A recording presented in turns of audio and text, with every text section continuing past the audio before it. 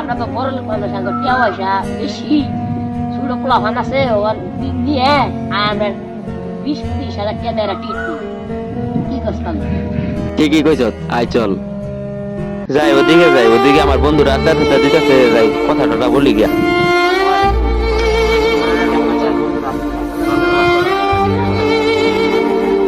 মাঝখান দিয়ে বসি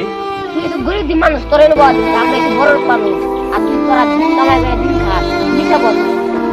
কোন দেখতে তোর আমার কি হাত গুন্দায় নাকি তোর হাত কিন্তু তোর শরীর কিন্তু তুই নিচা বল